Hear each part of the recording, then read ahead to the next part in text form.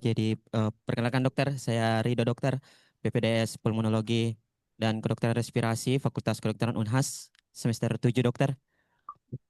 Ya, senang Ya, bertemu. sebelum kita memulai kegiatan kita pada siang hari ini, marilah kita sama-sama berdoa. Bismillahirrahmanirrahim. Raditu billahi rabba wa bil islami dina wa bi Muhammadin nabi wa rasulah rabbi zidani ilman warzuqni fahman. Ya, terima kasih. Alhamdulillah pada siang hari ini kita sudah bersama Dr. Faris Nurwidya, spesialis paru konsultan, PhD FA PSR. Jadi kita sudah bersama-sama. Sekedar informasi dokter, kami di sini ada sekitar 70 orang dokter menantikan kuliah dokter. Oh ya, Ya, baik. jadi Dr. Faris akan membawakan suatu topik dengan judul update dan tata laksana terbaru pada penyakit paru interstisial. Penyakit ini merupakan penyakit yang jarang kita temukan ya atau jarang kita diagnosis dan akan masuk dalam ujian nasional. Ya, untuk mengefisienkan waktu, kami persilakan kepada Dr. Faris Nurwidya, spesialis paru konsultan PhD FAPSR untuk membawakan materinya. Dipersilakan dokter. Sejak sekalian, Assalamualaikum warahmatullahi wabarakatuh. Suara saya jelas ya? Jelas, jelas dokter. Baik, kita manfaatkan waktu. Judul yang diberikan, Bismillahirrahmanirrahim. Rabbi shrah li sadri wa yassir li amri wahlul 'uqdatam min lisani yafqahul qawli. Judulnya update dan tata laksana terbaru penyakit paru interstisial. Jadi sejak sekalian ada pendekatan ya untuk menilai seorang pasien ya yang datang dengan keluhan pernafasan dan umumnya setting di sini adalah kronik ya. Laki-laki 65 tahun, riwayat merokok dengan batuk kering ya. Terus ada sesak nafas ya, nafas. Jadi eh, kita diminta untuk memperlihatkan pola pikir sistematik ya. Jadi mulai jangan langsung lompat ke DD, tapi mohon dilihat berdasarkan 6 kompartemen ini. Dan apakah ini sesaknya airway problem, apakah dia pleural problem, apakah dia kardiak, ataukah dia vaskular, ataukah dia ekstratorasik, ya, atau dia parenkimal. Ya. Sengaja saya taruh parenkimal problem ini di bawah dengan tujuan apa? Agar kita terbiasa screening ya, scan dulu ya, benar ini janjian apa PPOK apa. Kalau kita bisa melihat airway problem, maka kita nggak akan terlewat airway problem apa ya, misalnya asma kah, atau PPOK, atau bronkiektasis ya, atau sindrom obstruksi pasca TB misalnya, atau pleural problem, efusi pleura, atau emphysema, atau penebalan pleura gitu ya, asbestosis juga, apa, congestive heart failure ya, CHF ya, edema kardiak ya. Terus juga kita lihat vascular problem, apakah ini suatu vaskulitis yang diinduce oleh autoimun misalnya, ataukah dia suatu silent uh, thromboembolis ya. Jadi pulmonary emboli ya, PE ya, pulmonary emboli ya. Kan PE itu nggak selalu dia harus mengoklusi total, dia bisa aja small peripheral vasculatur yang dioklusi dan kecil-kecil gitu. Nah, ini simptomnya bisa simptom kronik juga. Nah, juga jangan lupa ekstratorasik ya. Apakah ada di sini masalah liver ya, chronic liver disease ya. Misalnya cirrhosis, manifestasinya adalah sintesis alfa protein yang terganggu, jadi hipoalbumin. Kalau hipoalbumin maka tekanan onkotiknya ya jadi problem, nggak ada yang menahan dia, osmolaritas eh, menjadi problem, terus dia ekstravasasi. Demikian juga dengan misalnya CKD. Ya, CKD ada overload ya, ekstravasasi. Kalau ekstravasasi maka ruang interstisial yang terisi. Kalau ruang interstisial udah jenuh maka ruang intraalveolar yang terisi. Kalau ruang intraalveolar udah terisi maka intrapleural. Jadi gitu gitu urutannya. Ruang interstisial ini urutan tumpahan dari cairan plasma ya. Ruang interstisial, intraalveolar, intrapleural. Nah, terakhir barulah kita memikirkan parenchymal problem ya. Jadi dalam pendekatan untuk pasien di ujian ya, Anda menyingkirkan dulu ya, karena parenchymal problem ini jangan terburu-buru ya, sebelum Anda menyingkirkan. Ini disebut sebagai pendekatan pereksklusionam. Jadi mendiagnosis karena yang lain telah tersingkir ya, parenchymal problem. Nah, jadi gampangnya itu ini penyakit ya, ILD ini bukan TB, bukan tumor ya, bukan asma PPOK, bukan bronkitis ya. Dan lesinya itu diffuse, dia bilateral. Mungkin suatu ILD ya. Jadi ingat bukan infeksi akut yang di DD kalau pasiennya itu kronik apa sesak batuk 6 bulan. Jangan di DD dengan CAP, itu penguji nggak suka. Jadi itu kita harus memperlihatkan bahwa eh, telah mempetakan bahwa ini yang masalah kroniknya ya. Jadi jamur Anda harus singkirkan, apa harus dipertimbangkan ya TB. Tapi jangan mendede dengan CAP ya atau misalnya atau ARDS gitu yang sifatnya akut. Ya, jadi kita masuk ke dalam sistem pernapasan ya. Ini ada intratrakea, percabangan di bronkus utama kanan ya. Kemudian nah di sini wilayah peribronchovascular interstisial. Nah, ini harus dihafal nih ya. Jadi ada trunkus intermedius. Jadi wilayah interstisium di sini namanya sebaran peribronchovascular. Lalu dia bercabang lagi ke apa namanya sentrilobular interstisial ya. Jadi sentrilobular ini masih dalam airway, kemudian juga ada intra bercabang lagi menjadi intralobular interstisium ya. Nah, ini kalau dia Anda akan menemukan kata kuncinya di sini ada retikulasi. Nanti kita lihat. Lalu ada interlobular septum. Interlobular septum. Jadi yang unit terkecil yang bisa dilihat oleh HRCT adalah secondary pulmonary lobule. Nah, ini kita pakai ya, laser pointer. Nah, ini unit terkecil yang bisa dilihat oleh HRCT ya, secondary pulmonary lobule ya. Tengahnya adalah sentrilobular interstitium, ada pembuluh darah, ada arteri, ada terminalis bronchiolus ya. Tepinya ini adalah lymphatic drainage dan vena ya. Nah, ini unit terkecilnya. Jadi di bear in mind ya, diingat-ingat bahwa inilah secondary pulmonary lobule, isinya banyak sakus-sakus alveolus. Terus di dalamnya ada ranting-ranting ya, disebut intralobular dan tepi-tepinya disebut sebagai intralobular septum dan juga apa namanya cabang utama di sini mulai ke sentrilobular. Jadi apapun jejas yang memicu dan dia sifatnya terinhalasi dia bikin cedera, maka pasti yang akan menebal adalah wilayah sentrilobular. Jadi ini saya akan berkali-kali menggunakan kata sentrilobular, intralobular, interlobular, dan peribronchovascular ya. Nah, ini dia secondary pulmonary lobule, ini pentagon ya. Nah, pinggir-pinggirnya adalah lymphatic drainage. Di sini ada arteri sampai ke ujung dari sakus alveolus ya. Vena sebenarnya berhenti di pojok-pojok aja, sudut ya. Jadi di sini unit terkecilnya. Nah, kalau misalnya retikulasi berarti dia intralobular lines-nya. Tapi kalau ARDS maka interlobularnya yang menebal ya, karena kan ada kongesti, ada bendungan. Kalau bendungan bukan hanya vena yang terdampak, tapi limfatik juga menebal di sini. Ya, itu nanti walaupun kelihatannya sama-sama diberi nama retikulasi, tapi yang satu karena edema, kalau yang satu karena proses fibrotik. Ya. Nah, ini dalam mendekati soal, Anda pertama kali harus jangan lupa membaca eh, apakah ini pulmonary window atau mediastinal window, kemudian di potongannya apa, apakah dia aksial, ya, terus kemudian koronal, terus juga sagital. Ini harus selalu secara refleks disebut, baru Anda akan mengatakan fiturnya bagaimana, distribusinya, adakah terus juga patternnya ya.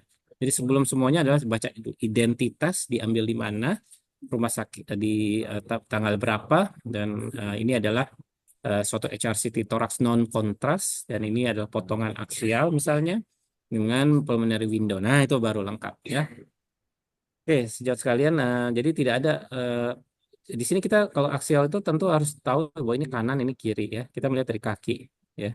Ini ada visura ya. Kalau ada visura mayor berarti dia membatasi lobus inferior ya. Ini juga kalau koronal. Maka kalau Anda lihat aksial maka Anda menemukan dia sangat kuat sekali untuk memperlihatkan distribusi posterior dibandingkan anterior atau juga fenomena subpleural sparring gitu ya, central versus perifer ya. Tapi dia nggak bisa terlalu memberi petunjuk soal apakah ini dominan apa namanya di basal atau kecuali Anda scrolling itu bisa. Nah, kalau koronal, kalau koronal ini dalam satu snapshot kelihatan dominasinya atas, tengah, bawah ya. Ini paruh kanan, ini paruh kiri dan apa namanya di dalam potongan sagital ya. Misalnya ini wilayah disebut sebagai posterobasal ya. Jadi nggak ada tuh potongan transversal, oblik atau PA ya. Jadi Anda harus sebutkan tiga ini. Nah, kalau HRCT itu diambil eh, umumnya eh, fase inspirasi. Jadi pasien suruh tarik nafas, ditahan, baru dia dijepret begitu ya dalam lorong CT scan. Nah, ternyata kalau dilakukan fase ekspirasi juga pada pasien-pasien dengan misalnya hypersensitivity pneumonitis baru terungkap ada wilayah-wilayah yang mengalami air trapping. Jadi kalau inspirasi penuh nggak terlalu jelas ya kelainannya. Waktu dia ekspirasi paru kan dia harusnya bisa menjadi lebih padat ya. Karena sponge kalau dia dikeluarkan komponen udaranya tersisa jaringan padatnya dia tampak lebih berkabut. Nah, yang tadinya hitam menjadi berkabut itu yang normal justru. Nah, kalau dia tetap hitam berarti ada fenomena air trapping ya, ada suatu lusensi ya. Ini jadi ingat ya kalau di radiologi itu abnormalitas intinya kan cuma dua. eh, Opasitas, peningkatan opasitas atau peningkatan lusensi ya. Kalau opasitas itu berkabut, memutih ya dengan beberapa derajatnya yang menghitam itu lusensi ya. Nah, ini lusensi ini dia ada air trapping, udara nggak bisa keluar ya. Jadi standarnya adalah dia tanpa kontras ya. Dia itu bukan low dose tapi reduced dose ya. Jadi tidak low dose dan dia tidak boleh bergerak, pasiennya nggak boleh ada harus keadaan motion free gitu ya dan tidak dilakukan pada ibu hamil. Nah, jadi kita melihat ini klasifikasi ILD ya diberikan warna karena ada tujuan. Dalam kan tadi kita udah mulai dengan kompartemen ya. Kompartemen udah singkirin airway, singkirkan vaskular, jantung, ekstratorasik, ya, pleural itu semua udah tersingkir baru yang melihat ke arah parenchymal issue dalam hal ini adalah ILD misalnya. Nah, berarti Anda sudah di kotak putih ini berarti Anda sudah singkirkan 5 kompartemen yang lainnya. Ini ada warna hijau, ada warna biru. Jadi Anda tentu harus lagi-lagi mengeksklusi, menyingkirkan apakah ini CTD disingkirkan, checklist. Apakah dia ada masalah pencetus berupa obat, ataukah ada infeksi, dalam hal ini jamur atau TB lah ya, juga pajanan pekerjaan atau lingkungan atau radiasi dan yang lain ya. Jadi kalau semuanya udah tersingkir, baru Anda bisa berpikir yang ke arah yang idiopatik ya. IIP ini adalah idiopathic interstitial pneumonia. Jadi suatu ILD yang penyebabnya tidak diketahui. Kenapa tidak diketahui? Karena yang diketahui telah tersingkir. Bagaimana cara menyingkirkannya dengan pemeriksaan penunjang? Tentu anamnesis sama pemeriksaan fisis juga. Ya, jadi kadang-kadang kita memang agak-agak screen gitu ya.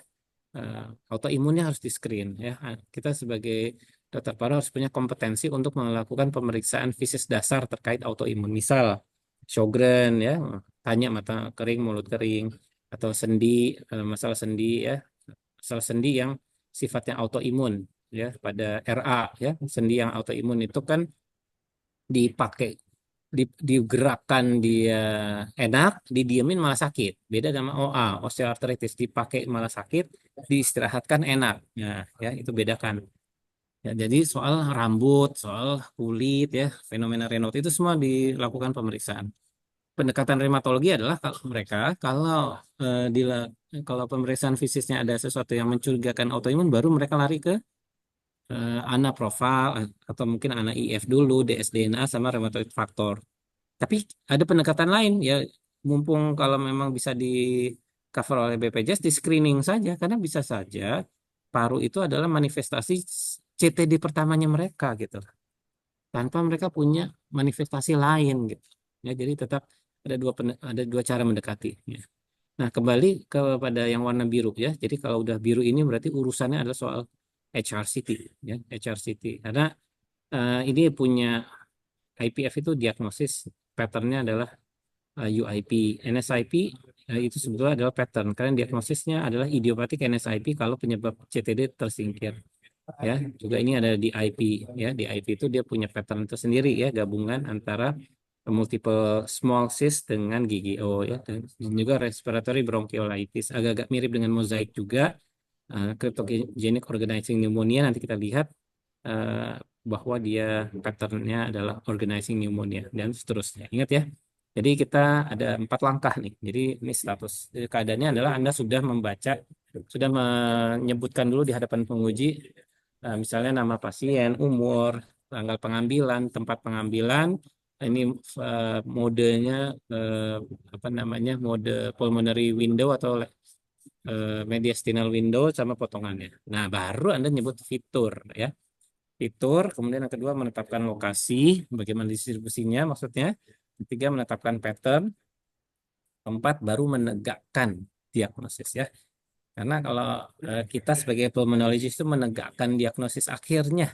Karena kalau sedangkan radiologis maupun patologi anatomik dia menetapkan pattern.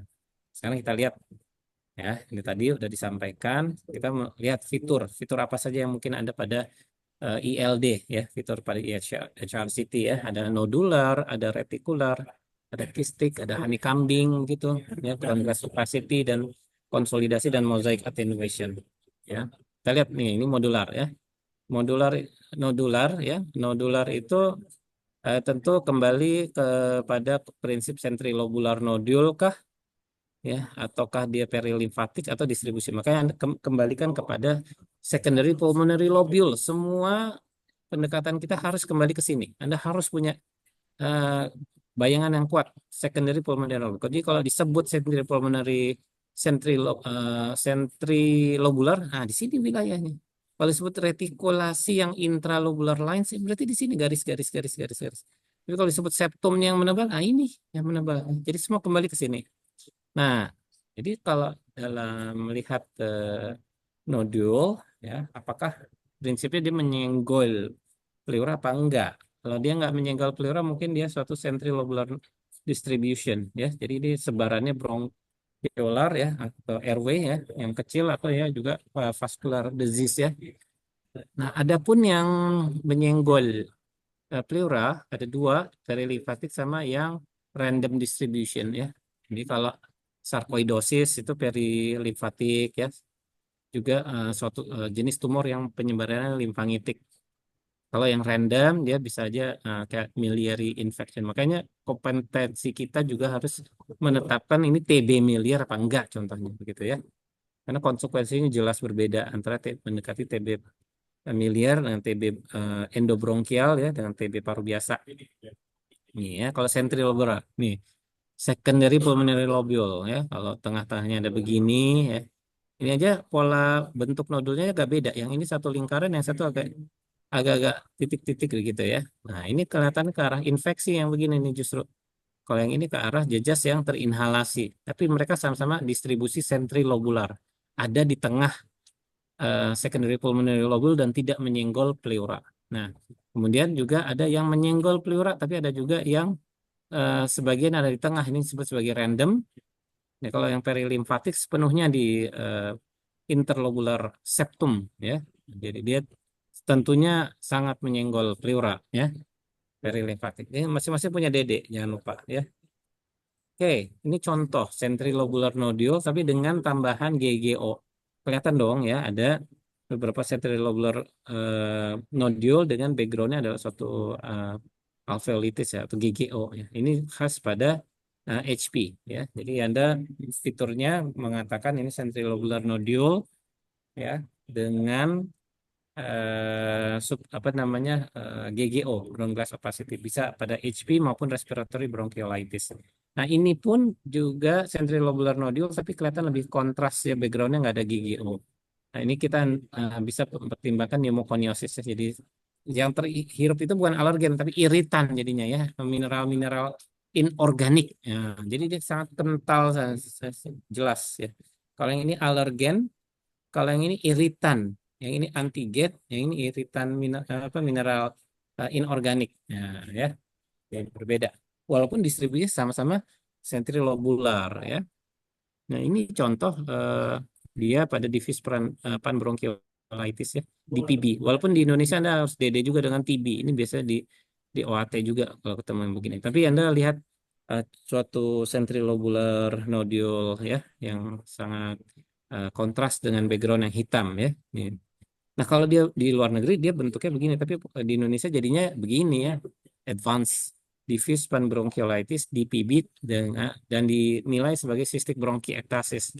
Ya pas bekas TB banyak sekali ya menjadi cystic bronchiectasis. Kita lihat banyak kista-kista yang ukurannya besar dan ini dilatasi abnormal dari bronkus, ya, bronchiolus begitu dan ada di dalamnya ada beberapa airflow level ya.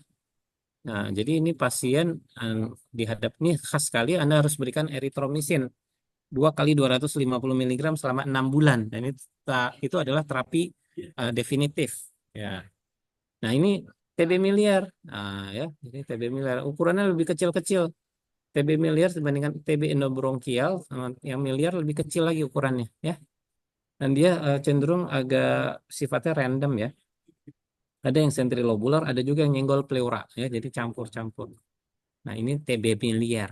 Kalau udah ingat, kalau Anda dihadapkan dengan kasus seperti ini ya, apalagi ada kaku kuduk ya, meningitis, jangan lupa selalu kasih dengan dexamethasone, terus juga konsul ke jantung, ke mata untuk screening koroiditis ya. Jadi steroid ini sangat penting sekali, jangan sampai mereka sequelae karena risikomeningitis. Nah ini sedikit mumpung lagi ngomongin sentrilobular nodule, kita bicara tree in bud. Nih ya, tree in bud tuh berasal dari morfologi ya, ujung daun begini ya, ujung ranting ya. Nah, tuh kayak gini. Nah, ini contohnya. Tuh ya. Nah, kalau tree in bud begini, wah ini kalau nggak dua nih, TB atau aspergillosis. Jadi Anda harus kuat sekali nih. Anda harus gene expert ya. Anda harus induksi sputum kalau bisa atau dengan segala cara untuk mendapatkan bukti bakteriologis ya. Kalau nggak bisa terpaksa dengan surrogate marker berupa misalnya IGRA ataupun tuberculin skin test ya, Anda bisa pertimbangkan. Tapi jangan lupa nih, three in bud ya. Oke, itu semua tentang nodule Anda harus kuat. Sekarang baru fitur kedua namanya retikular. Nah, ini retikular ini ingat ada dua berarti kan, interlobular septum thickening. Nah, kayak ini. Ini identik sama edema paru, kongesti, karena yang melebar adalah limfatiknya dan juga vena, ya. Ada bendungan, itu interlobular septum thickening. Ada yang intralobular interstitial. Nah, intralobular. Nah, kalau yang intralobular ini identik sama proses retikulasi. Jadi apa proses fibrosis, ya. Proses fibrosis. Ya.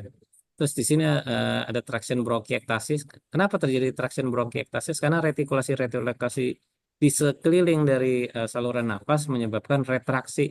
Jadi ada dilatasi paksa. Ya, dia beda dengan bronkiektasis yang gara-gara TB. Ya, itu masalahnya memang karena lumennya. Kalau ini nggak ada masalah di airway, tapi dia ketarik berdilatasi abnormal gara-gara sekelilingnya meretrak begitu. Ya, nah ini honeycombing ya, harus hafal ya. Dia berbaris, dia bertumpuk, dia ada di tepi ya. Terus ini ada, nah ini bronkiektasis yang miliknya DE. Ush, ini subpleural line ya. Jadi abnormalitas di sini justru yang malah subpleuralnya malah bagus ya. Ini ada beberapa parenchymal band. Jadi ini semacam apa eh, suatu simplifikasi ya berbagai abnormalitas. Nah, ini intralobular lines retikulasi ya. Jadi kalau dihadapkan dengan pada HRCT ini Anda harus bilang ditemukan retikulasi ya tanpa ada GGO, sedikit ada traction bronchiectasis, dominan di subpleural. Jadi bedain ya kata-kata subpleural dominan dengan subpleural sparring. Kalau subpleural sparring justru subpleuralnya malah normal karena spared.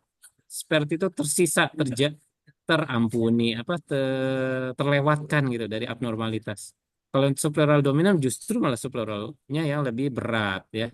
Nah, ini dia retikulasi. Nah, Anda harus tadi langkah pertama menetapkan fitur. Fiturnya adalah retikulasi. Langkah kedua distribusi. Distribusinya dominan subpleural, bilateral. Jangan lupa ngomong bilateral. Itu ada checklistnya tuh, kata-kata bilateral. Dan Anda harus dapat nilai penuh. Langkah ketiga, ini mungkin patternnya berarti Anda tetapkan sebagai probable UIP. Ya, kenapa bukan UIP? Karena nggak ada honeycombing. Ya, kenapa bukan NSIP? Karena nggak ada GGO dan nggak ada subpleural sparring. Ya, dan seterusnya. Ya, ini mungkin suatu probable UIP. Nah, itu ini kan intralobular dan ini interlobular septum T kuning ya. Kalau ini proses retikulasi karena fibrosis, kalau yang ini karena dia bendungan ya karena ARD. Orang-orang misalnya ARDS itu primary problem ini sebetulnya bukan paru ya. Misalnya pankreatitis ya, misalnya stroke, misalnya aspirasi ya, ketabrak, radiasi ya. Nah, dia bisa bikin pneumonitis ya dengan manifestasi eh, apa namanya bendungan di eh, septum ya interlobularis ya. Jadi ini pulmonary edema ya. Anda lihat ini ada pentagon, ini pentagon, pentagon. Sudut-sudutnya adalah vena, tepi-tepinya ada interlobular septum dan tengahnya adalah arteri ya, arteri. Kemudian juga di sini beberapa diferensial diagnosis dari fitur retikular ya. Intinya begini, semua yang fibrosis-fibrosisan itu biasanya retikulasinya ada. Mau dia apapun, awalnya NSIP bisa jadi fibrotik. UIP apalagi dari awal sudah fibrosis. CTD bisa ya. HP aja juga bisa ya. Nah, ini contoh bagaimana NSIP ya. NSIP dia ada retikulasi. Jadi Anda sebut fitur retikulasi, retikulasi ada traction bronkiektasis, ada traction bronkiolektasis ya. Tetapi ada sedikit juga GGO coba. Nah, langkah kedua menetapkan distribusi ternyata ditemukan fenomena subpleural sparring. Jadi dengan menetapkan empat langkah ini Anda nggak akan terlewat mengatakan oh, subpleural sparring. Karena kalau ada subpleural sparring itu jackpot bagi Anda di ujian. Anda diberikan kasus NSIP. Itu artinya nggak ada pattern lain yang memiliki subpleural sparring. Nah, ini contoh subpleural sparring. Subpleuralnya bagus. Yang lainnya heboh. Ada retikulasi, ada traction bronkiektasis. Nah, hati-hati juga. Ini bukan honeycombing. Ini adalah traction bronkiektasis yang terpotong melintang. Karena sifat dari honeycombing adalah, nanti kita lihat ya, dia berbaris, dia bertumpuk, dia ada di tepi. Ya, ini bukan subpleural, dia bukan honeycombing, ini traction bronkiektasis ya, kayak gini tapi dia terpotong melintang. Jadi kita kistik, ya ini kistik. Ada kistak, kistik feature yang dimaksud pada ILD itu adalah dia harus diffuse, dia harus bilateral, ya, hampir mengenai semua segmen dan lobus. Jadi bukan single atau cuman dua kista terus Anda jadi katakan ini suatu cystic lung disease, tidak demikian ya. Dia harus diffuse multiple ya bilateral. Ada empat yang biasanya Anda pertimbangkan ya, pulmonary Langerhans cell histiocytosis ya, juga LAM ya. Tapi ini honeycombing ini sebetulnya bukan fitur ya, bukan sistik ya, tapi dia sebagai perbandingan aja ya. Nah, kalau yang LAM, limfangioliomatosis ini dia diameternya besar, cenderung lebih homogen. Sedangkan yang PLCH dia lebih heterogen ya, bizarre begitu dan ada nodul pada dinding kistanya. Ya. Nanti kita lihat. Nah, ini contohnya pada LAM ya. Ya, sejak sekalian Anda lihat ini baik-baik, saya minta 2 menit sebentar.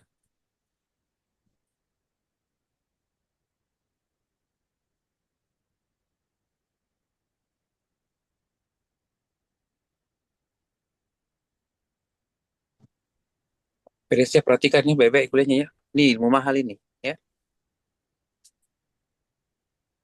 Baik dok, Keluar semua nih soal ujian. insya Allah dok, amin dok.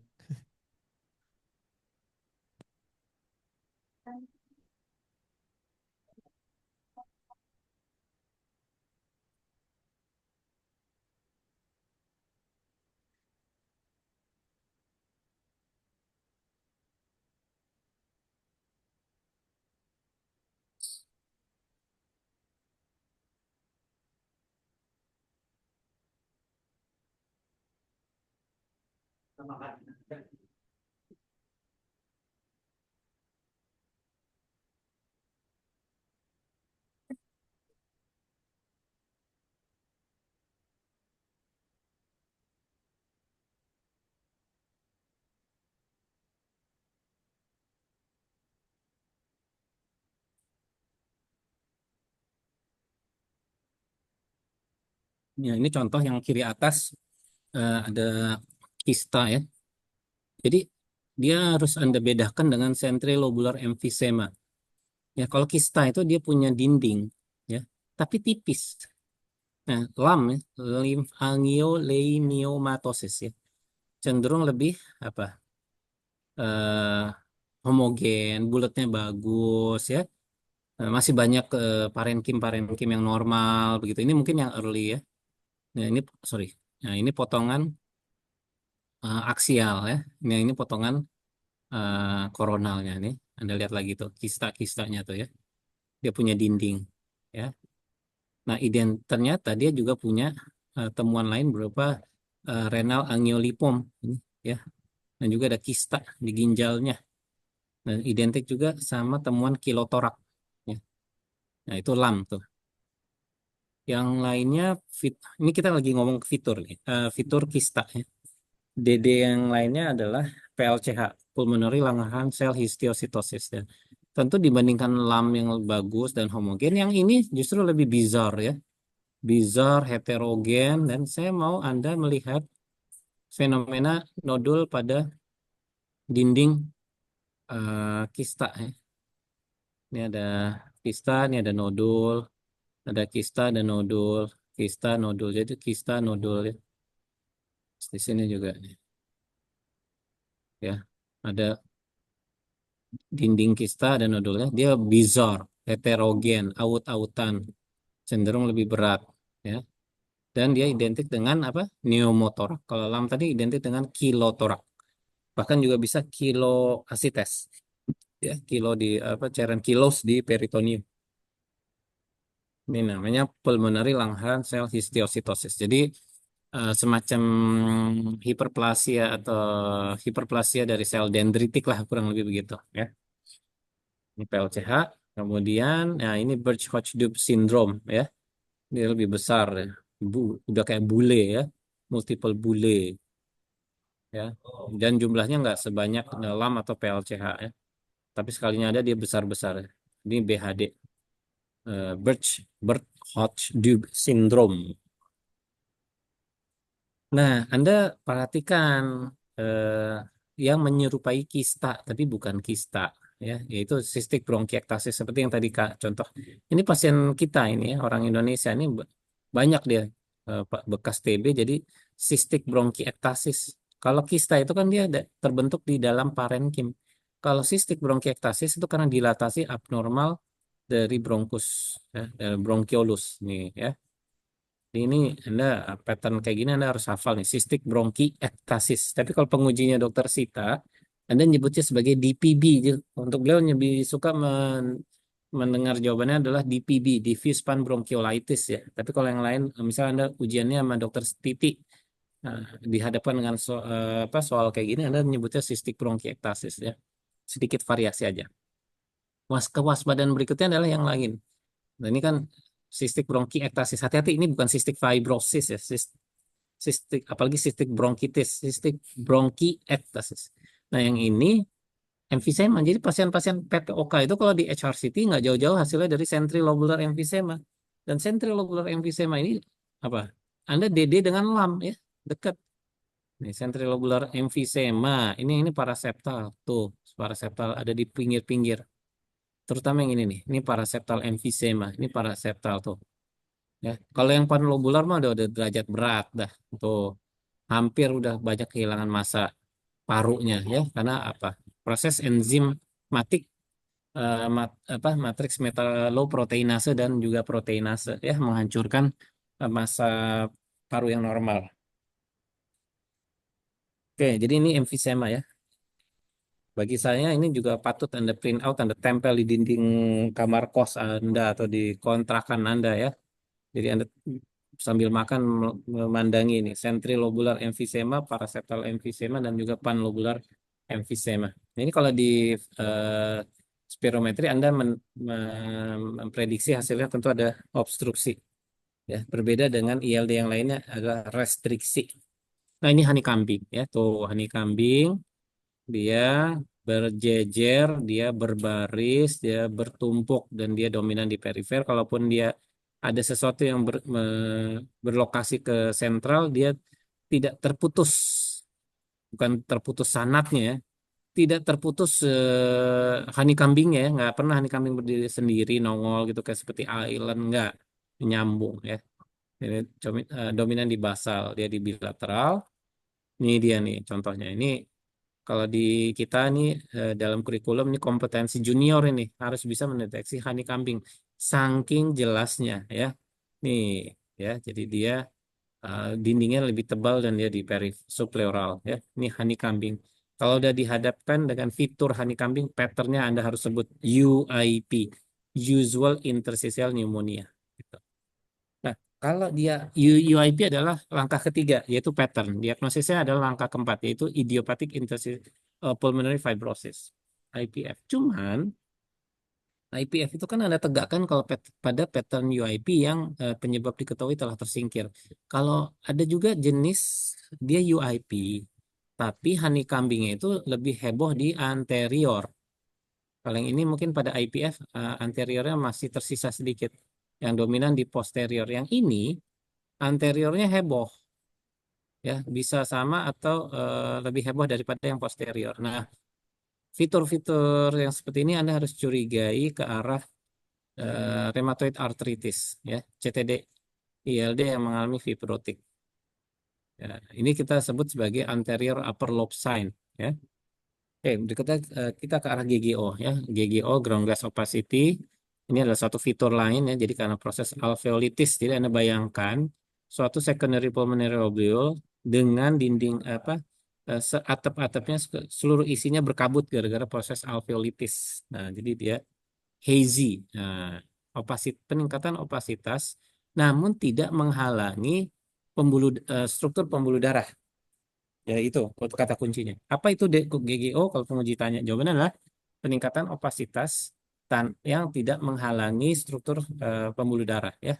Berkabut lah kalau kita sebut. Beda dengan yang konsolidasi. Kalau konsolidasi itu saking tebelnya opasitas sampai dia menghalangi struktur pembuluh darah. Nah, kalau tadi kan kita kembali ke struktur secondary pulmonary lobule. Kalau dia berkabut tipis itu GGO karena alveolitis.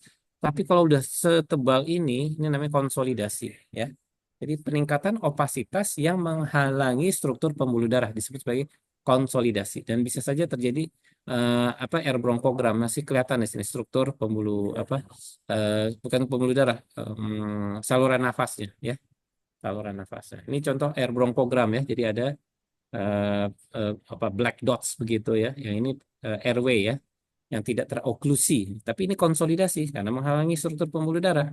Yang ini GGO, yang ini paru normal. Nah, kalau Anda ketemuan yang nyemplok-nyemplok begitu, patchy distribution namanya, itu Anda menetapkan patternnya adalah organizing pneumonia. Ya, ingat, fiturnya apa kan kita selalu 4 langkah. Fitur pertama, langkah pertama fiturnya adalah konsolidasi. Distribusinya apa? Patchy. Itu langkah kedua. Langkah ketiga apa? Menetapkan pattern. Apa patternnya? Organizing pneumonia. Diagnosisnya apa? Oh, kalau OP mungkin ada 3 ya, baik itu eosinophilic pneumonia atau cryptogenic organizing pneumonia atau secondary organizing pneumonia ya. Jadi kan Anda perlu memiliki data lain, misalnya bagaimana tipe seluler hasil bronchoalveolar lavage ya, bagaimana sputum. Anda mungkin bisa lakukan juga pemeriksaan sitologi lengkap ya. Misalnya mengetahui berapa kadar limfosit, eosinofil dalam sputumnya gitu ya, eosinofil sputum atau juga eosinofil darah ya. Nah, ini contoh lain dari suatu fitur konsolidasi ya, disebut sebagai reverse halo sign. Nah, patternnya adalah organizing pneumonia ya. Jadi ada di sini GGO yang dikelilingi oleh konsolidasi ya. GGO dikelilingi konsolidasi. Nah, ini disebut sebagai atoll sign, ya, atoll sign. Berat apa kemungkinan diagnosisnya kalau nggak cryptogenic organizing pneumonia atau secondary organizing pneumonia. Kalau yang ini dia harusnya di tangan seorang pulmonologis bisa sembuh karena prosesnya lebih dominan ke arah inflamasi. Jadi Anda berikan misalnya antibiotik atau dia misalnya pada kasus TB juga bisa terjadi OP tapi dikombinasi dengan steroid ya karena ini proses inflamasi. Fitur yang terakhir adalah fitur mozaik ya. Mozaik itu gimana, Dok? Jadi ada suatu opasitas, ini opasitas, opasitas, ada peningkatan, ada opasitas, tapi ada juga peningkatan lusensi. Ada sesuatu yang gelap, ada sesuatu yang berkabut, dan dia random, dan dia kayak mix gitu. Mozaik ya, mozaik. Tidak ada dominasi perifer terhadap sentral atau dominasi posterior terhadap anterior, tidak ada. Ya. Jadi mereka ini eh, apa namanya gambaran kabut sama hitamnya itu bercampur-campur ya disebut sebagai mosaic attenuation. Berkabut karena ada proses alveolitis, ada GGO ya. Kemudian kenapa dia jadi ada yang lebih hitam karena dia ada air trapping ya. Maka ini Anda salah satu DD-nya adalah hypersensitivity pneumonitis. Itu adalah langkah pertama. Langkah kedua adalah menetapkan lokasi atau distribusi. Dan jadi Anda harus memperlihatkan bagaimana dominasi terhadap apex terhadap basal ya, perifer terhadap sentral, anterior terhadap posterior ya. Ada tidaknya fenomena subpleural sparring dan juga apakah ada peribronchovascular dominan ya. Kalau yang ini ke arah NSIP, kalau yang ini ke arah sarkoidosis ya. Kalau subpleural basal bilateral Anda pikirkan juga ke arah UIP. Ya, nah itu langkah kedua. Langkah ketiga adalah menetapkan pattern. Pattern yang diharapkan mampu ditegakkan oleh seorang peserta ujian adalah misalnya dia bisa lihat usual interstitial pneumonia. Jadi ngomong singkatannya juga harus cepat nih dan tegas. Usual interstitial pneumonia. Ya, ya. Ada yang nyebut unusual, enggak? Ini usual ya. Nah, kalau udah usual tuh ada tiga. Apakah dia definite paling pasti, probable ini tidak ada honeycombing tapi ada retikulasi subpleural basal bilateral, indeterminate ini nggak cocok. Tapi yang alternatif diagnosis, kayak lihat sebelah ini bukan UIP.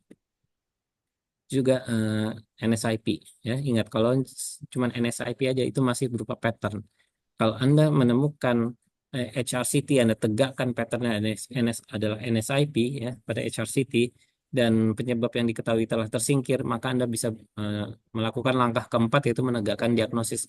Apa diagnosisnya? Idiopatik NSIP. Jadi I-nya kecil nanti. Nah, ya nanti kita lihat.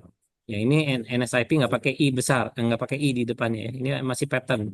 Crazy pattern juga paving juga adalah pattern ya. Ini pada misalnya ARDS bisa ya. Nah, ini organizing pneumonia pada apa namanya eosinophilic pneumonia misalnya, atau three density pattern pada hypersensitivity pneumonitis dan seterusnya. Ini semua adalah pattern. Yang diharapkan dari kita adalah sampai ini contoh dulu UIP ya. UIP tuh honeycombing basal bilateral ya, subpleural dominan. Ini juga nih ya. Honeycombing jelas ya boleh aja ada GGO tapi GGO tidak lebih banyak daripada honeycombing. Dia di basal, dia bilateral. Hampir sebagian besar ya peserta ujian itu lupa menyebut kata bilateral. Padahal itu ada satu checklist tersini kan kita sekarang penguji itu diikat penilaiannya oleh sistem checklist. Jadi kalau peserta ujian nggak nyebut satu aja dia kehilangan poin. Jangan lupa unilateral atau bilateralnya disebut. Ya. Nah ini honeycombing, ada traction bronchiectasis, ada retikulasi. Kalau ini tidak ada GGO, kalau ini ada GGO sedikit, tapi ini tidak sepenuhnya motion free ya, masih ada gerak-gerak dikit pasien. Ini namanya motion artifact. Ya. Ini adalah UIP. Kalau ini NSIP. Nah NSIP itu adalah GGO dengan ini jelas segede gaban ini ya. Subpleural sparringnya gede banget. Ini juga dia basal bilateral dan tidak ada honeycombing ya. Dia GGO basal basal bilateral dan juga ada fenomena subpleural sparring. Nah, cuman NSIP pun juga terbagi menjadi dua. Ada yang cellular NSIP, ada yang fibrotic NSIP. Kalau yang ini mungkin satu seluler lah ya, masih dominan GGO. Tapi kalau ini udah retikulasi, ya, udah traction bronchiectasis. Ini mungkin ini, nah ini subpleural sparing ya, jelas sekali subpleural sparing. Ya, sebagian besar NSIP itu pada pasien CTD. Sebagian kecil baru idiopathic NSIP. Ya, nah, kalau kayak gini dia kita sebut patternnya adalah fibrotic NSIP. Ya. Diagnosisnya sesuai dengan pemeriksaan yang lain. Nah ini crazy paving, ya, ini crazy paving tuh seperti apa namanya batu dinding begitu. Nah ini OP, ya, ada konsolidasi. OP ingat adalah pattern, bukan diagnosis. Kalau pattern OP diagnosis nggak jauh-jauh dari eosinophilic pneumonia, cryptogenic organizing pneumonia, atau secondary organizing pneumonia. Ya, tuh, beda kan? Kalau konsolidasi tuh putihnya tuh ini banget loh, tebal ya. Nah ini disebut sebagai air bronchogram. Ini dia, air bronchogram. Eh, jadi ini adalah airway prinsipnya, ya, airway yang masih paten gitu ya, masih tidak teroklusi. Yang tidak tampak adalah vaskular ya, karena kembali kepada definisi konsolidasi yaitu peningkatan opasitas yang menghalangi struktur pembuluh darah. Nah, ini three density pattern. Jadi ada fenomena GGO, ada air trapping. Ya, air trapping kalau jadi kemarin itu di apa namanya eh, Malang itu soalnya adalah HP ya, hypersensitivity pneumonitis. Jadi air trapping itu ada checklistnya. Ini ada air trapping, ada tersebut GGO, ada juga eh, apa namanya sedikit konsolidasi ya, tapi nggak banyak. Tapi ada air trapping dan dia kelihatannya ke arah mozaik. Nah, ini mungkin suatu patternnya adalah three density. Diagnosisnya apa? HP, ya. Nah, pada CTD nah, itu mayoritas adalah NSIP kecuali satu, rheumatoid arthritis. Kalau RA lebih sering kita jumpai yang dia UIP. Yang lainnya Sjogren's, systemic sclerosis ya, dermatopolimyositis dan SLE itu semuanya NSIP. Cuman RA aja yang saya kasih jembatan keledai ya. RA itu UIP ya. Ada juga sih NSIP, tapi kan ya, kita bicara suatu pattern yang dominan. Nah, tibalah kita di menetapkan diagnosis ya. Diagnosis itu tentu berarti kita mereview kembali anamnesis ya. Anamnesis. Apakah dia itu merokok ya? Apakah dia pekerjaannya indoor atau dia terpajan dengan polutan udara ataukah misalnya dia memelihara. Kalau ada kata kunci memelihara hewan peliharaan itu udah bonus menuju HP. Makanya sampai ada jembatan ada apa anekdot gitu ya. Hewan peliharaan sih singkatannya HP. Pikirkan HP juga apa itu? Hypersensitivity pneumonitis. Terutama unggas ya. Jadi dia anamnesisnya demikian. Hal lainnya adalah bagaimana keluhan autoimunnya. Jadi terlihat tanya mata kering, mulut kering ya, skin rash ya, juga apa namanya mechanic hand misalnya atau fenomena Raynaud ya, rambut rontok ya, dan apa namanya mulut kering. Pemeriksaan fisik Anda lakukan squeeze test juga untuk mengetahui ada tidaknya ke arah RA. Anda salaman nama pasiennya gitu dikeraskan sampai ada tidaknya muncul nyeri di pergelangan tangan, di tangannya pasien. Nah, gunanya mikrobiologi, gunanya adalah Anda mengeksklusi TB dan harus dieksklusi juga aspergillosis. Karena sekali lagi tidak bisa menetapkan ILD yang idiopatik sebelum penyebab yang diketahui tersingkir, ya. Jadi Anda harus minta pemeriksaan KOH-nya apa, kultur jamur gimana, kultur MTB atau gen expert ya. Harus ada HRCT itu pasti. Sedangkan kalau file paru itu hanya untuk menunjukkan severitas ya. Tentu yang restriksi berat menunjukkan derajat penyakitnya lebih berat daripada yang restriksi ringan. Dan satu lagi menjadi petunjuk adalah kalau ada perbedaan antara pemeriksaan DLCO dengan apa namanya spirometri. Misal begini, di pasiennya sesak, tapi mungkin ternyata restriksi derajat ringan, tapi gangguan difusinya berat. Kalau sudah ada ini petunjuk untuk ke arah autoimun juga. Kenapa? Karena problemnya berarti di pembuluh darah kan. Kita ingat oksigen kalau menyeberang dari intraalveolus ke dalam apa intravaskular kan dia harus lewatin surfaktan, dia harus lewatin epitel alveolar, interstisium sampai ke arah endotel. Jadi kalau restriksinya ringan tapi difusinya berat ini mungkin problem vaskular. Kalau problem vaskular pikirkan dua hal, hiperkoagulasi sampai ke arah PE atau dia CTD ya autoimun. Nah, jadi panel autoimun juga Anda periksakan CRP sama LED sebagai penanda untuk inflamasi. Nah, akhirnya Anda menetapkan diagnosis. Ini ingat ya, jangan ketukar-tukar meletakkan suatu terminologi, apakah dia fitur, apakah dia pattern, apakah dia diagnosis. Ya, kalau diagnosis itu IPF, idiopatik NSIP, HP, CTD, ILD, dan lebih bagus lagi kalau Anda sanggup menduga ke arah subtipe CTD ILD yang mana begitu. Ya. Organizing pneumonia itu adalah pattern, tapi diagnosisnya adalah cryptogenic OP atau secondary OP ya. Eosinophilic pneumonia juga itu adalah diagnosis. Kemudian ada cystic bronchiectasis, ada diffuse bronchiolitis, ada cystic lung disease ya.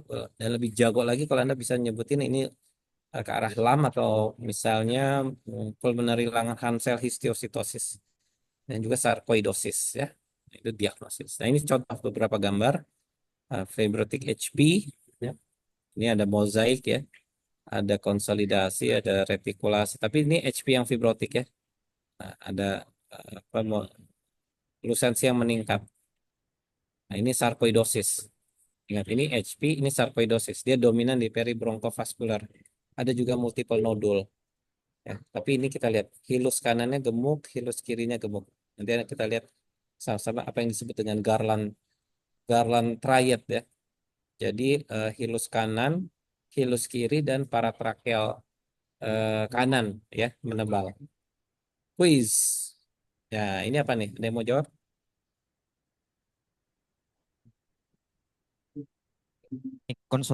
Konsolidasi dokter untuk Ya, fiturnya. ini ada konsolidasi, tapi ada juga GGO di tengahnya ya. Ini ada Ya. konsolidasi di pinggir, ini ada GGO di tengah. Nah, ini adalah Ref- halo sign, ya reverse atol sign ya, reverse halo sign. Jadi mungkin eh, apa secara urutan fitur Anda bilang konsolidasi yang mengelilingi eh, ground glass opacity itu langkah satu, langkah keduanya adalah menetapkan distribusinya patchy ya. Yang ketiga menetapkan patternnya adalah organizing pneumonia. Diagnosisnya apa? Oh tergantung pemeriksaan yang lain. Ingat mentok-mentoknya HRCT adalah pattern. Kita negakin diagnosis itu pakai data yang lain juga ya. Jadi di sini Anda bisa harus sampai dengan tegas mengatakan OP. Ini apa nih?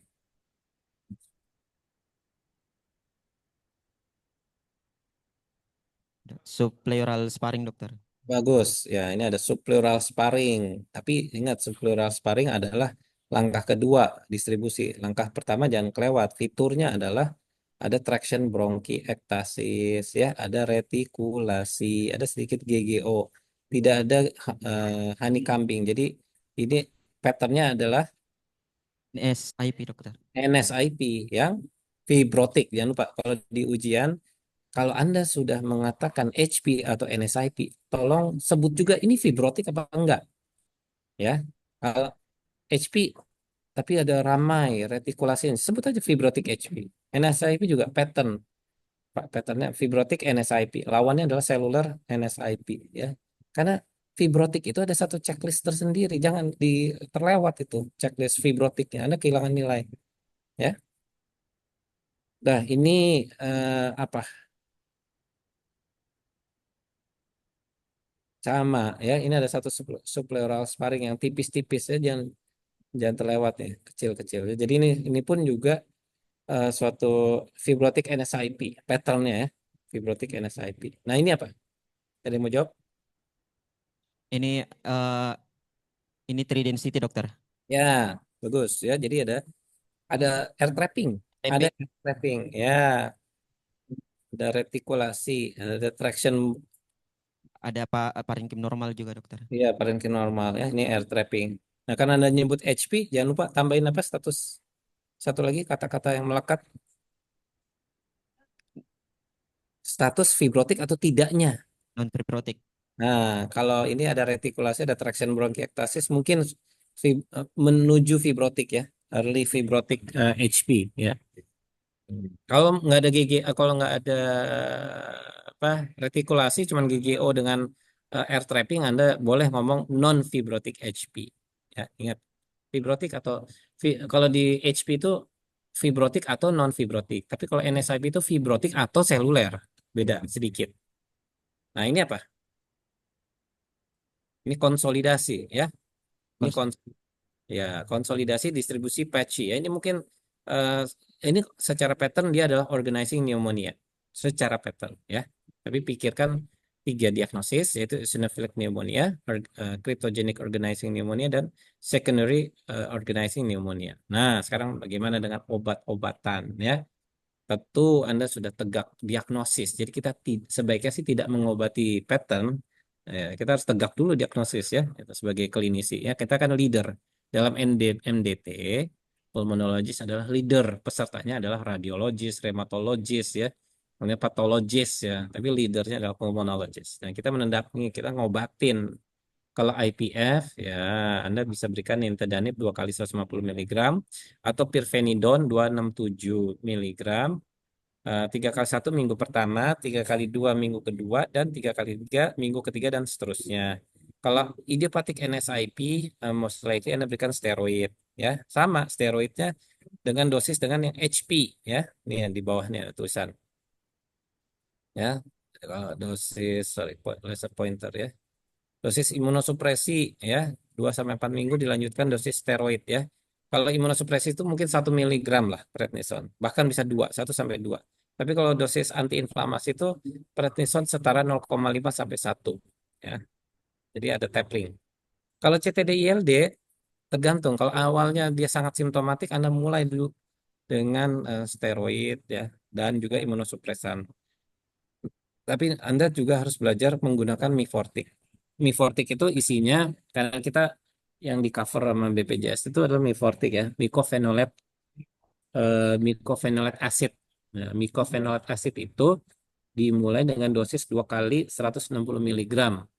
2 minggu pertama dilanjutkan 2 kali 360 mg untuk maintenance ya. Jadi dia tidak ada masalah diare atau liver injury, tapi Anda harus lihat limfositnya, jangan sampai kebablasan turun. Nah, jadi setiap bulan kalau dia kontrol dan dia menerima Mifortik, dia harus periksa darah perifer lengkap, Anda biar tahu limfositnya turun apa enggak, trombositnya turun apa enggak, dan juga anemia ada apa enggak.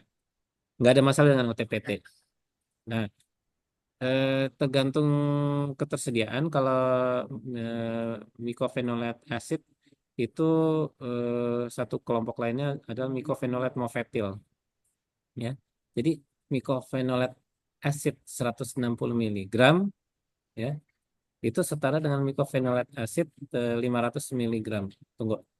Saya kebalik, 360 mg mycophenolate acid setara dengan 500 mg mycophenolate mofetil ya. Karena targetnya pada akhirnya yang bagus adalah mencapai dosis mycophenolate acid 2 kali 720 mg atau setara mycophenolate mofetil 2 kali 1 gram. Ya.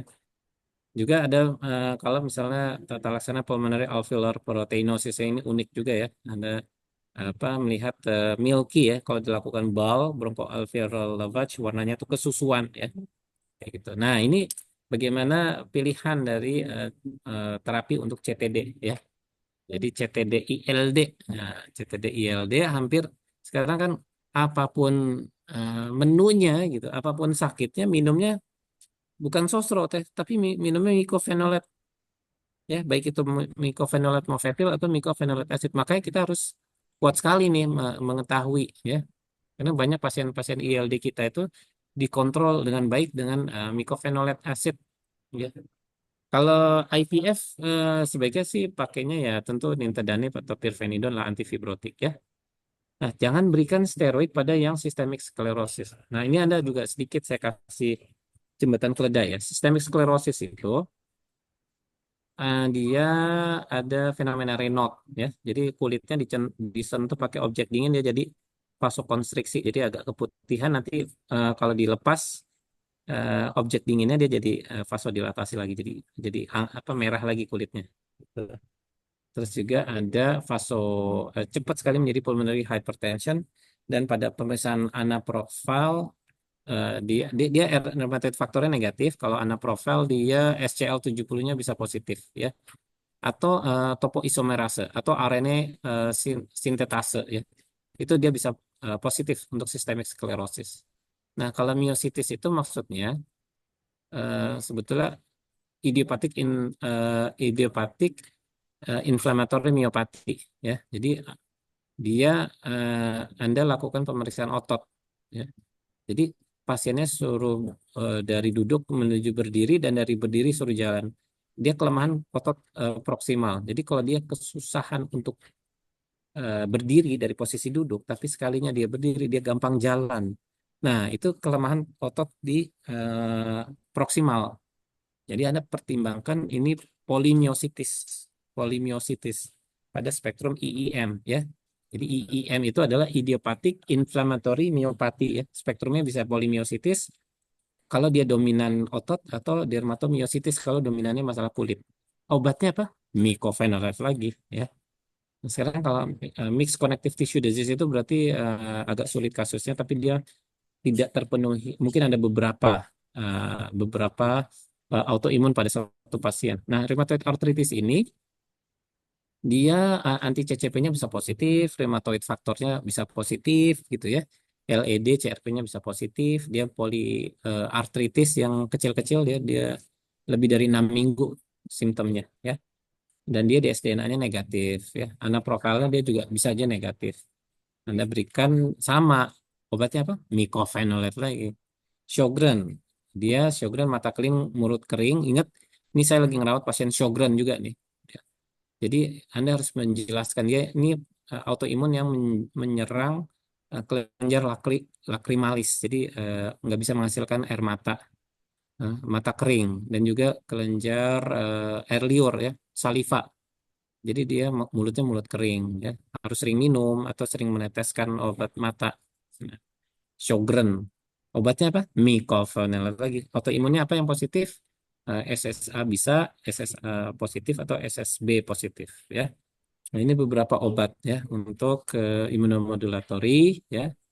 Ada kortikosteroid, ada mecophenolate mofetil, ada azathioprine dan cyclophosphamid. Intinya toleransi orang untuk mecophenolate ini lebih baik dibandingkan cyclophosphamid. Tapi cyclophosphamid memang lebih efektif, cuman toksisitasnya juga tinggi. Jadi orang kalau nggak terkontrol dengan mecophenolate, bisa diberikan cyclophosphamid ya.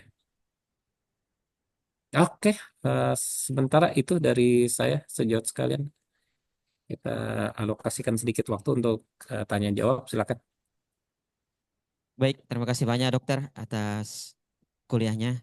Sebelum kita masuk ke sesi pertanyaan, izinkan kami menyapa beberapa guru kami dokter yang hadir secara online. Yang pertama KPS kami, Dr. Irawati Jarudin, spesialis paru konsultan EVSR MHPE. Kemudian SPS kami Dr. Nurjana Lihawa, spesialis paru konsultan. Kemudian Sekretaris Departemen Dr. Hari Aksa Putrawan, spesialis paru konsultan dokter dan staf Departemen Pulmonologi Dr. Siti Munawara, spesialis paru. Mohon izin dokter kita masuk ke sesi tanya jawab bagi teman-teman PPDS. Apakah ada yang ingin ditanyakan terkait materi yang dibawakan oleh Dr. Faris? Saya jadi nggak enak nih, ada KPS, KDEP semuanya lengkap datang. Alhamdulillah. Makasih ya Makasih. Dok Faris. Iya, Makasih Dokter Faris. iya. Senang kami Dok, ikut Kayak, belajar juga kami. Makasih, iya. keren banget ininya Enggak. Tadi kalau materinya. kalau saya tahu Dokter Irawati hadir, saya tuh jasnya saya pakai dan saya sisiran gila gitu.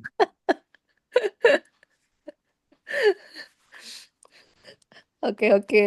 Nanti juga saya ada konsul khusus ya Dokter Faris. Saya ada kasus bagus, nanti mungkin saya konsul Ya, juga ke Dokter Faris ininya. Gambarnya bagus banget juga ininya.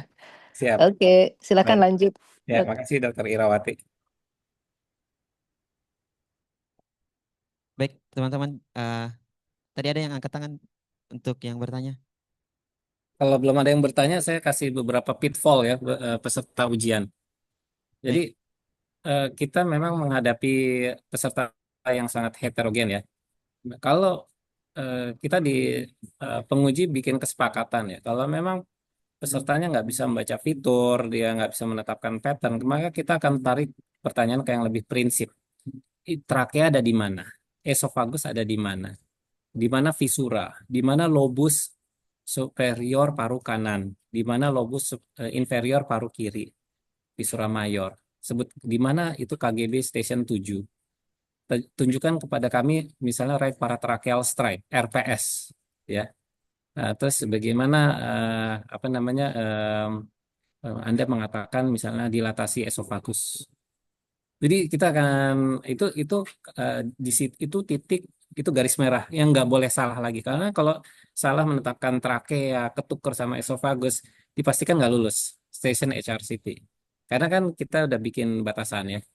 Tapi itu pertanyaan itu nggak akan keluar kalau orangnya bisa mendeskripsikan fitur, konsolidasi apa pattern ya sampai diagnosis itu dia kalau dia bisa menjelaskan itu semua kita nggak ada masalah. Tapi kalau gagal kita tarik ke yang lebih prinsip. Jadi apa namanya mohon bisa berlatih untuk membuat skenario karena dalam 20 menit peserta ujian harus men-scrolling sendiri dari atas dia scrolling ke bawah dan dia harus secara real time nyebutin semua yang dia lihat. Jangan diam karena kalau diam nggak ada sesuatu yang bisa diceklis oleh penguji. Penguji hanya akan menceklis apa yang terucap, bukan apa yang terpikirkan. Kita nggak bisa menilai apa yang dipikirkan. Anda harus ngomong. Baik dok, ini ada perempuan dilakukan di mana, tanggal berapa, ini potongan aksial, ini dia masih mediastinal window, saya izin switch ke misalnya parenchymal window, lung window, bagian apex, kita menemukan ini parunya normal, kemudian kita scoring ke bawah, ditemukan konsolidasi atau misalnya ground glass opacity, dan juga ada subpleural sparring, kemudian saya tetapkan patternnya adalah misalnya NSIP seluler, dengan hasil pemeriksaan CTD semuanya negatif, saya tegakkan diagnosisnya adalah idiopathic NSIP. Nah itu kenceng banget tuh. Itu nilai penuh. Nah itu kita nggak tergoyahkan. Nah kalau udah waktu saking misalnya pinternya peserta dan masih ada waktu kita tanya sedikit soal terapi, kemudian juga mekanisme kerja obat atau fisiologi. Silakan kembali ke kalau ada pertanyaan. terima kasih banyak dokter. Ya, silakan Dokter Audi.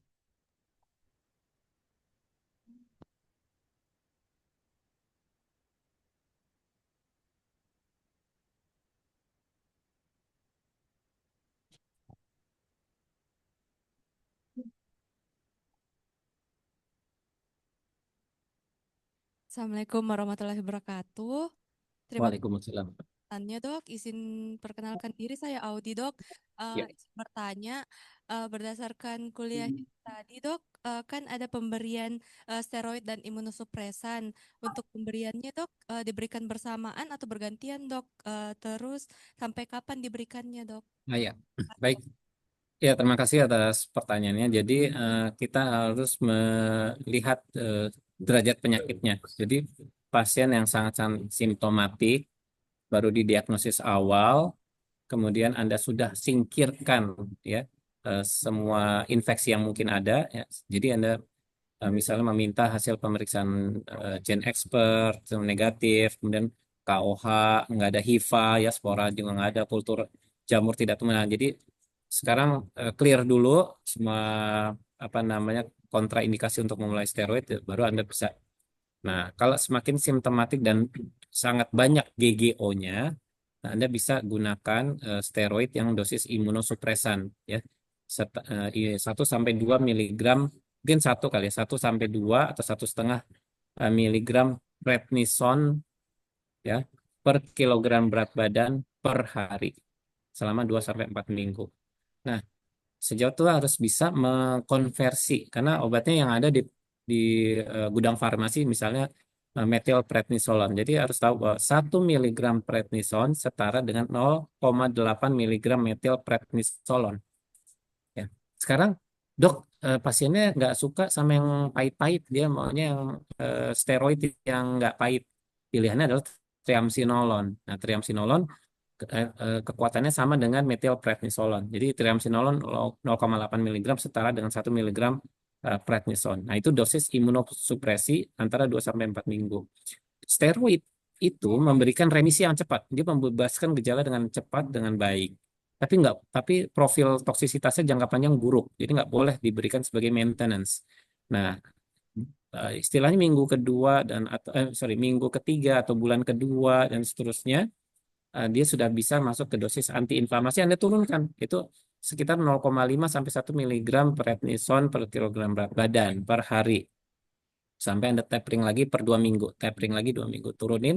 Nah, di sisi yang lain, Anda kalau dari awal memberikan dosis imunosupresi, maka mycophenolatenya Anda berikan dosis yang rendah juga. Jadi kalau di awal itu pasiennya sangat simptomatik, GGO-nya banyak, maka dibutuhkan steroid untuk membebaskan gejala. Tapi untuk memaintain jangka panjang, Anda membutuhkan mycophenolate. Contoh, Anda bisa berikan mycophenolate acid 2 kali 160 mg 2 minggu pertama, dilanjutkan 2 kali 360 mg minggu 3 atau bulan kedua, sampai tercapai dosis maintenance jangka panjang berupa 2 kali 720 mg tanpa steroid. Nah, itu cara kita memaintain pasien CTD ILD. Karena kalau kita menangkapnya masih dalam keadaan misalnya patternnya seluler NSIP ya, GGO gitu, nggak terlalu banyak retikulasi atau fitur-fitur ke arah fibrosis, itu harus sembuh sebelum di tangan pulmonologis. Kita bisa menghilangkan GGO, kita harus bisa menghilangkan alveolitis, tapi kita tidak bisa menjanjikan hilangin honeycombing, retikulasi, traction bronkiektasis itu irreversible. Jadi jangan janjikan bahwa yang lesi fibrotik itu akan hilang. Jadi itu cara sejawat bisa mengkombinasi steroid dengan imunosupresan.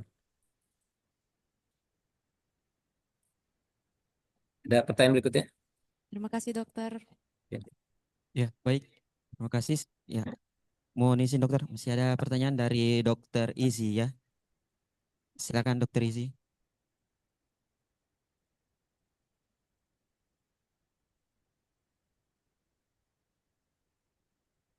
Ya, Assalamualaikum warahmatullahi wabarakatuh, dokter. Salam. Terima Ya. kasih. Izin perkenalkan diri, saya Dokter Izzy, semester 3 dok. Izin dok, ada beberapa pertanyaan dok yang ingin saya tanyakan dok. Yang pertama dok, terkait deteksi dini dok. Misalnya pasien-pasien dengan ada faktor resiko, misalnya dengan autoimun, apakah ada deteksi dini yang perlu kita lakukan dok? Misalnya pemeriksaan HRCT kayak setahun sekali atau berapa bulan sekali misalnya dokter. Terus pertanyaan yang kedua dok, bagaimana follow up terapinya dok? Misalnya kita sudah terapi pasien dengan ILD, terus follow up-nya itu seperti apa dok? Terus yang tadi juga yang ketiga dok, yang sempat disebut tentang cryptogenic organizing pneumonia dok, itu bagaimana terapinya dok? Apakah sama saja terapinya dengan organizing pneumonia yang sekunder dok? Kan misalnya kan kalau cryptogenic dia idiopatik, sedangkan kalau yang secondary ada penyebabnya misalnya karena infeksi atau autoimun. Terima kasih dokter. Ya, baik. Terima kasih atas pertanyaannya. Saya akan menjawab pertanyaan yang pertama dulu ya. Jadi ada deteksi dini ya. Jadi pasien dengan CTD ILD, kalau dia tidak punya gejala ya, kalau dia tidak punya gejala maka tentu namanya jadinya screening ya. Screening pada pasien CTD. Ini kita lagi ngomong CTD, nggak ada ILD. Kita nggak punya presumptif bahwa dia adalah ILD. Ini CTD murni. Kalau dia tidak punya gejala berarti kan namanya screening. Karena kalau dia punya gejala namanya diagnosis. Diambil konsensus dari Indonesian Rheumatological Association. Kalau CTD dengan gejala pernapasan, maka langsung HRCT. Tanpa fototorak, langsung HRCT. Karena diagnosis tujuannya. Semua jenis, mau RA, mau IEM, mau polimiositis gitu ya, SLE, Sjogren, ya, itu HRCT untuk yang ada gejala. Kalau nggak ada gejala dan dia berarti screening, maka semua CTD itu difototorak kecuali systemic sclerosis. Kalau dia tegak sistemik sklerosis, nggak pakai nunggu gejala, langsung dorong ke HRCT. Karena sistemik sklerosis ini berbeda patofisiologinya dengan CTD yang lain. Kalau yang CTD yang lain tuh lebih waktu untuk berjalannya inflamasi itu lebih lama sebelum dia menjadi fibrosis. Beda dengan sistemik sklerosis, cepat betul itu untuk jadi fibrosis. Makanya tanpa menunggu gejala sistemik sklerosis langsung dorong ke arah langsung ke HRCT. Untuk apa tujuannya? Menemukan misalnya pattern-pattern yang ke arah retikulasi ya. Ya. Itu untuk deteksi dini. Nah, follow up terapi pada pasien ILD. Jadi satu, kita paling lama dalam 12 bulan sekali itu harus HRCT ulang. Ya, karena kita mau menangkap cepat progresivitas. Jadi paling lama itu skenario orang sangat terkontrol ILD-nya paling lama 12 bulan sekali harus HRCT ulang. Kemudian 3 bulan sekali spirometri. Nah, untuk yang menerima mycophenolate atau imunosupresan, sebulan sekali dia harus di darah perifer lengkap, biar ketahuan kalau ada limfositopenia dini, gitu ya. Kan kita harus melihat juga profil hematologik, ya, hematologik. Kadang-kadang tercapai istilahnya remisinya atau keterkontrolan ILD pada pasien CTD dengan mifortik misalnya. Tapi ternyata limfositnya turun terlalu jauh, terpaksa kita turunin dosisnya. Jadi mencari titik tengah antara keterkontrolan dengan mencegah toksisitas lebih lanjut, ya. Nah, kalau yang apa namanya nintedanib atau pirfenidone itu sesuai dengan simptom aja. Kalau ada mual muntah hebat ya Anda harus periksa SGO-tes GPT. Jadi ada ada juga tentu eh, biasanya kita nggak jauh-jauh lah dari spirometri, DLCO juga bisa 3 bulan sekali, HRCT, dan kalau misalnya pasiennya masuk ke dalam keadaan eksaserbasi, ya kalau eksaserbasi itu berarti kan dia perburukan gejala kurang dari 1 bulan, beda sama yang progresivitasnya. Kalau itu bagaimanapun eksaserbasi tetap dilakukan HRCT kalau dia bisa dengan kanula hidung arus tinggi atau high flow nasal kanul. Ini kalau on venti tentu nggak bisa di HRCT. Demikian, Dokter Isi. Baik, terima kasih dokter.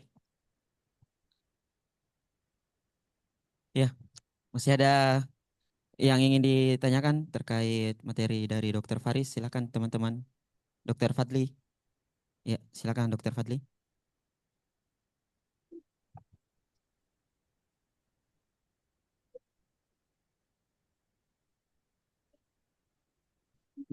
Assalamualaikum warahmatullahi wabarakatuh. Waalaikumsalam warahmatullahi Pak wabarakatuh. Fadli dokter. Ya, Ini di sini saya bertanya dok mengenai drug induced ILD dokter. Ya, jadi kalau ya, beberapa referensi yang sempat Fadli baca dokter bahwa pasien-pasien yang sedang menjalani terapi dokter pada pasien kanker ataupun ada beberapa jurnal yang sempat Fadli baca bahwa ternyata OAT juga bisa eh, mengakibatkan terjadinya drug induced ILD itu sendiri dokter. Yang ingin saya tanyakan bagaimana sebenarnya kalau kayak kasus seperti ini strategi diagnosis untuk menentukan sebenarnya ini pasien adalah suatu progresivitas ataupun dia suatu drug induced ILD itu sendiri dokter, dan kapan kita memutuskan untuk menghentikan terapi yang sudah diterima oleh pasien tersebut dan kapan kita untuk memulai kembali dokter. Mungkin itu saja. Terima kasih dokter Monaranta. ya. Terima kasih. Terus terang saya memang jarang ya menemukan pasien mengalami pneumonitis akibat OAT ya. Tentu lebih banyak kan drug induced liver injury atau erupsi obat alergi itu mungkin lebih lebih butuh perhatian ya untuk dalam konteks menghadapi ujian nasional ya bagaimana menangani DILI atau menangani erupsi obat alergi. Tapi kalau pneumonitis drug induced pada penerima tirosin kinase inhibitor, iya bisa bisa terjadi, terutama misalnya yang EGFR TKI yang generasi 1 ya, seperti gefitinib ya. Itu bisa terjadi ya. Dan tentu harus diterminasi, dihentikan penggunaan obatnya dan dicari golongan yang lain ya. Dan membedakan eksaserbasi akut ya, dengan justru progresivitas itu tidak dibedakan dengan ILD, karena progresivitas itu artinya orangnya sudah tegak ILD ya, apapun penyebabnya, baik itu environmental atau idiopatik ataupun drug induced. Justru progresivitas itu harus dibedakan dengan eksaserbasi. Jadi kalau eksaserbasi itu perburukan gejala kurang dari 1 bulan, ya. Dan umumnya pada HRCT ada tambahan ground glass opacity, ada tambahan GGO. Jadi sifatnya akut, time frame kurang dari 1 bulan. Yang bertambah adalah lesi-lesi yang alveolitis. Beda dengan progresivitas. Yang bertambah adalah lesi-lesi yang fibrotik. Misalnya bertambah retikulasi, bertambah traction bronkiektasis, atau ukuran honeycombing, dan dia jangka waktunya adalah tentu dalam bulanan atau istilahnya mungkin tahunan ya. Bertambah perburukannya dalam hitungan setahun 2 tahun. Itulah makanya disebut konsep PPF ya, Progressive Pulmonary Fibrosis ya. Jadi suatu fenotip. Ya. Jadi PPF itu bukan fenotip. Nah ini uniknya ILD, bertumpuk-tumpuk banyak sekali terminologi. Tapi makanya itulah sebabnya saya membuat 5 langkah itu ya, agar sejawat bisa dengan sistematis mendekati HRCT dan mengetahui ini sebetulnya terminologinya, apakah dia fitur, ataukah dia pattern, apakah dia diagnosis, ataukah dia fenotip. Ya, karena ada PPF. PPF itu bukan diagnosis. PPF itu adalah fenotip. Jadi orangnya sudah dalam evaluasi 12 bulan, lalu ada 3 elemen yang dinilai, yaitu simptom, kemudian radio HRCT, dan juga spirometri. Ya, kalau terpenuhi kriterianya, maka dia bisa diberikan nintedanib. Ya, jadi ada CTD ILD yang pada akhirnya akan diberikan nintedanib. Nah, khusus untuk systemic sclerosis, dari awal tidak perlu ditunggu progresif, boleh Anda mulai dengan nintedanib 2 kali 150 mg. Demikian, Dok. Baik dok, terima kasih dok atas penjelasannya. Mohon izin dok, dari Zoom, apakah ada yang ingin ditanyakan dokter atau mungkin memberikan komentar?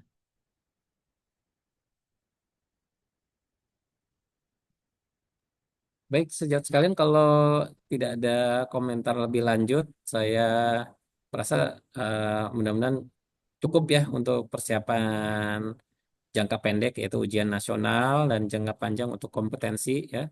Kami memang membuat beberapa target ya. Jadi kalau junior itu harus bisa IPF dan PPF. Semester 3, 4 ke bawah itu harus bisa menemukan fitur honeycombing. Nggak boleh kelewat UIP, harus bisa menegakkan IPF, harus bisa mengerti dosis nintedanib dan pirfenidone. Kalau senior, dia harus bisa cystic lung disease, hypersensitivity pneumonitis. Tapi kalau senior, dia harus bisa misalnya sampai CPFA, Combined Pulmonary Fibrosis dan emphysema misalnya. Atau dia harus bisa sarkoidosis. Dia harus bisa ngobatin yang organizing pneumonia. Jadi itu beberapa pembagian biar Anda bisa secara prioritas mendekati ILD ini. Ya, saya Baik, rasa bisa kita akhiri ya. baik dokter, terima kasih dokter. Jadi mungkin sebelum kami mengakhiri pertemuan kita pada sore hari ini, izin saya menyimpulkan dokter hasil kuliah kita pada sore hari ini. Jadi yang pertama adalah eh, sebelum kita sebelum kita mendiagnosis pasien sebagai penyakit parenkim atau penyakit ILD, kita harus menyingkirkan beberapa penyakit dulu. Yang pertama bisa dari airway problem, kemudian pleura, kemudian kardiovaskular, ekstratorakal. Jadi kita harus menyingkirkan dulu, kemudian setelah kita menyingkirkan, baru kita bisa berpikir tentang ILD. ILD itu terbagi 2 lagi, ada yang known dan ada yang unknown. Kemudian untuk HRCT, kita harus mengetahui dulu HRCT dia eh, potongannya apa, kemudian dia lung atau mediastinum window, kemudian setelah itu untuk membaca RCT ada empat langkah yang harus kita kita sebut ya saat ujian. Yang pertama fitur, kemudian yang kedua distribusi, yang ketiga pattern, dan yang keempat adalah diagnosis. Kemudian untuk diagnosisnya juga ada beberapa, dan untuk terapinya kita sesuaikan dengan diagnosis yang kita temukan berdasarkan dari pola dan dari fitur dari hasil HRCT. Kemudian yang paling penting adalah kita harus mencocokkan dari temuan anamnesis, pemeriksaan fisik, dan pemeriksaan penunjang yang kita lakukan. Baik dokter, terima kasih banyak kepada Dokter Faris Nurwidya, spesialis paru konsultan, PhD FAPSR. Semoga sehat selalu dokter, dan sampai bertemu di Makassar dokter. Terima kasih Dokter Terima kasih Dokter Faris. Faris. Masya Baik. Allah. Ya, izin live ya dok. Makasih. Ya, Assalamualaikum. ya. Ya. Assalamualaikum warahmatullahi wabarakatuh. Ya, Oke, terima kasih semua. terima kasih banyak dokter. Ya. Oke, kenyang lagi ya, kenyang lagi. Alhamdulillah dok. Tuh, itu sudah kisi-kisi ujian tadi itu semua. Iya. Ya bagus, nanti Kan mungkin kita- ada seri berikutnya lagi di Dokter Hari. Iya. Kan bisa juga Dokter Fani atau siapa lagi. Nanti kayaknya Dokter Nawar. Ada Dokter Nawar enggak ya? Ada Dokter Nawar. Tadi kayak kita lihat ada Dokter Nawar. Sudah live ya. Karena nanti akan ada roadshow-nya di Makassar untuk ILD, imun dan ILD sekitar bulan Oktober. Iya. Ya oke, saya live ya. Terima kasih semua, saya izin Terima kasih ya. live. Terima kasih dok, sehat-sehat semua dok. Ya, terima kasih kepada teman-teman PPDS juga. Jadi sebelum kita mengakhiri kuliah temu kita pada sore hari ini, mari kita sama-sama berdoa.